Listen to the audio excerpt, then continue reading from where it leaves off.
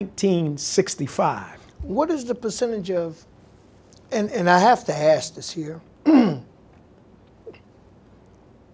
a certain percentile that has increased. We've lost. If you're asking about the state. But their fervor of their cultivation is not the same. Let me give you this.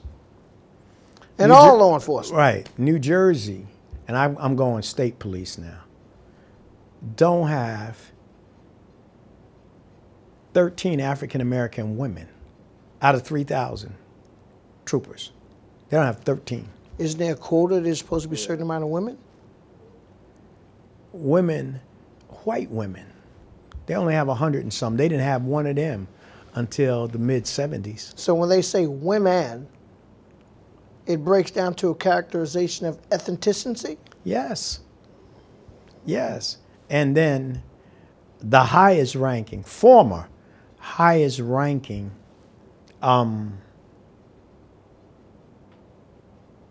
person is now the police chief at UMass Boston. And there's another sister that just got promoted to captain, but there's only one. It's only one. And so when we talk about you're free to get high on drugs and produce, and this is genocide, y'all. We talk about genocide. Black lives matter. Evidently, they don't matter to black people. But wait a minute. When you getting high, let me finish this, Pooch. You getting high and birthing babies. New Jersey leads, and Newark leads the state and stillborn births in our community because y'all getting high. We talked about crack babies. This epidemic. This is worse? This is worse than the crack baby because remember, it's legal.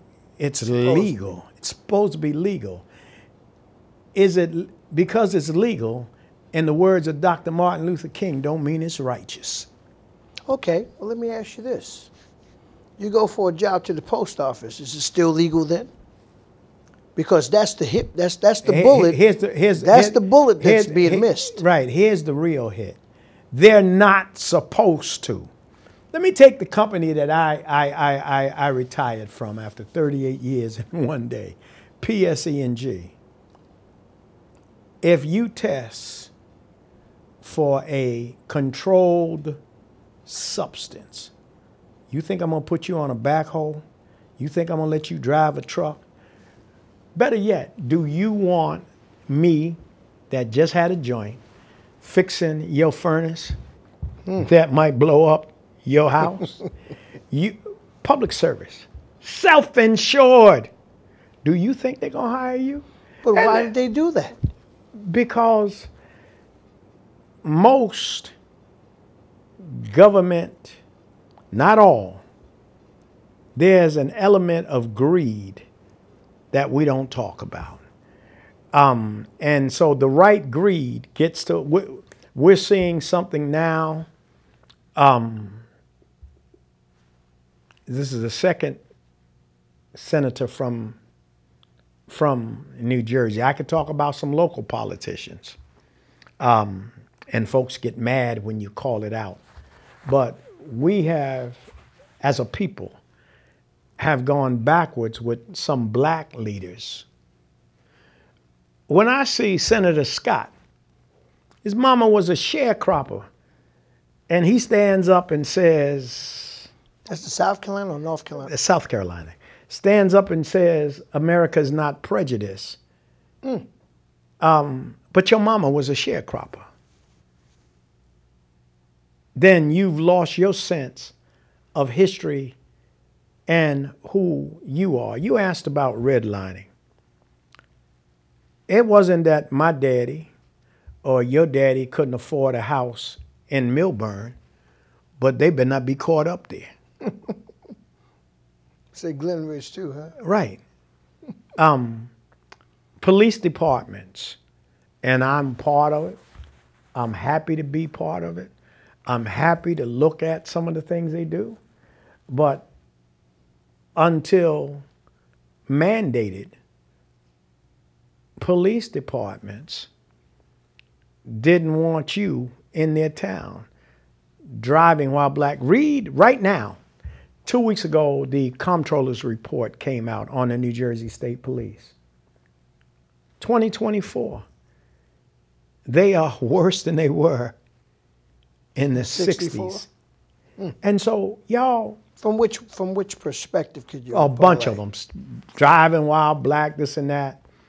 I was in a couple of years ago, 2 o'clock in the afternoon, and you know my truck has police lights. I'm chaplain with the state police and all that good stuff. And if I was called out, I got to get there. Well, I'm stopped at 2 o'clock in the afternoon. I'm going through Clifton, Passaic area. I'm in the middle of an intersection, and I don't want to block traffic, so I hit my lights on my vehicle, go through and cut them off. Next thing I know, I get put to the Clifton line. I've got 5 units got me blocked in 2 o'clock in the afternoon. Sunny day. I present my credentials, state police credentials, shield, badge holder. Dude looks at it and said, "What is this?" So what does it say? You know, what does it say? You know, what is this? What does it say? What is this? What does it say? Look like the state police to me. That good picture of me. State police. Why do you have lights? I said, because I can. What troop are you assigned to? I said, it says state police chaplain. That's all of them. So that's all of them. Wherever I'm needed. Where? And then he goes through the dumbest questions. And I realized that this guy is looking. I got 5 units. I don't want any of them to draw shoot me. And you carrying too. Right. You didn't ask me, did I have a weapon? And you know, even I'm casually, when I casual dress or dress down, you know. And so I said, please send for a supervisor. Which is your right to ask. Any civilian. And of course the supervisor shows up because all these units are out, as they say, out of work. And I said, he has my credentials as well as license register. You know they've run the vehicle. And sergeant takes it and he says, yeah, that's you. He then says, indirectly. Right. Then I become sir. Sir, what's the problem? I said, you need to ask him. Well, I stopped him, and I know I look young for my age. I stopped him because we're thinking he's going to pull over cars to rob them. At 70 plus. At 70 plus. And so the sergeant says some choice words. He did the Rodney Dangerfield. Right. Dangerfield. Like, the sergeant says, I realize stopping you is a problem as to anybody. And I said, well, call the ROC, y'all. That's the Regional Operations Center. That's the headquarters of the state police. And of course he calls, he gets my major, and he asks one question. I have a bishop, what? Jethro James here, and boom. Now, as you know, as a sergeant, he going off because he's got 5 units out of work. He got an answer for that. He got an answer for his that. lieutenants and Right. So now he's gone off. He said to me. And the officer is red. Red. And so the other units are gone. He told him, you stay right where you are. Stay right there. Stay right there. I got to talk to you. And so he realizes that anything that we get involved in, the state police is automatically brought in. And of course, the major gonna call your captain or your chief and say, why? It should have been, sir, have a good day. He says, how can I make this go away because they seem very fond of you? I said, well, I actually did the triage on 9/11. People don't know this. You know this, that there was no Homeland Security on 9/11. And so it was state police. It was the way that they were bringing them over from the waterfront. God allowed me to organize buses and vans from churches that brought the wounded to Jersey City Medical.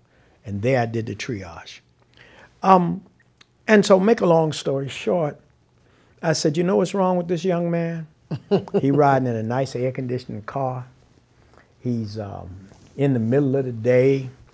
He needs to be put on a beat where he could walk at midnight, someplace close to the hood. And Clifton and Passaic, they don't have much. And he doesn't need an air-conditioned car. He needs to be reassigned. And the sergeant said, and all of this would go away. And I said, I'll be on my way. He said, sir, thank you. But before, I was the N-word. What you doing? I just trying to get out of the way of traffic. But this is the kind of stuff. And then I see our young people. If you was to Google Safe Stops New Jersey, it's on the Attorney General's website. Myself, Shaq, and a few officers, we talked about what to do when you're stopped by police. And so this is not new. But I want to talk about our people. I want to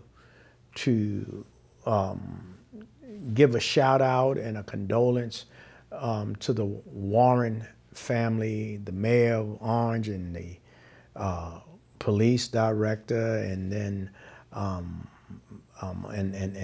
the oldest brother. You know all of them, and of course to their sister. Their dad was funeralized on yesterday, and Melvin Warren and y'all know I was there because here was a man that ran New Hope Village in Newark. Their daddy ran New Hope Village for over 40 years. Not a penny was ever missing. Made sure the people that live right there right now, some of them still living there. He was well in his 80s, had retired and gone back, but he raised boys and one girl, all very successful. Very successful. His grandchildren, he has 2 in Harvard. See, when you have a daddy will not settle. And as successful as the mayor is and whatnot, when he got up and spoke about his daddy, he said that his sister never got touched. She could get daddy to do anything. He said, but daddy's rod of correction was a belt. And he believed in not sparing the rod to spoil a child. Men have to be raised by a man. I said this to one of my members in the church. Her son is grown, married, he's early 40s now. And when she first came, she, as a single mother, she was somewhat offended. And she told me that's offensive to me. I said, no, you do the best you can, but you can't put into him what a real man. My grandmama would say to my aunts, I remember her saying, there ain't no man there, there's just something in britches. And we have a lot of brothers. What makes you a man? It's not between your legs. It's not between your legs. That makes you a male. And the way things are going now, going back to our churches. No. Don't do that. No, leave it alone. Leave it alone. Leave that one alone. But anyhow, we're going to go to Willie Brown now. No, Willie Brown. Willie Brown, and by the way, that was the Warrens' uncle. Willie Brown was... Big Willie Brown. Big Willie was a mover in a shaker in early politics of the African Americans in this city. This county? In this county, city, county, state. The late Willie Brown Sr., the late Donald Tucker. Come on. The late Ken Gibson. The late, oh God, can't call his name, Pooch, help me out. Who? Calvin West. Oh boy. As a matter of fact, I got to show my brim. Where's it at here? That's him. That was him. That's him. Y'all excuse me for leaning from one side to the other, but as a kid growing up, that's him. Calvin West wore this. And y'all, I seen it, and I had to have one because Mr. Calvin wore it. It's called an Hawaiian straw. And he would be dressed every day impeccably. Him and Buddy Gee. Him and his name was Buddy Gee, but he was a councilman. George Branch. George Branch. These were, oh God. Pillars of strength. Pillars. Beacons of light. Beacons of light. I want to, Turner. Irvin. My name's Turner. Yes, sir. Irvin Turner. Let me see if I can call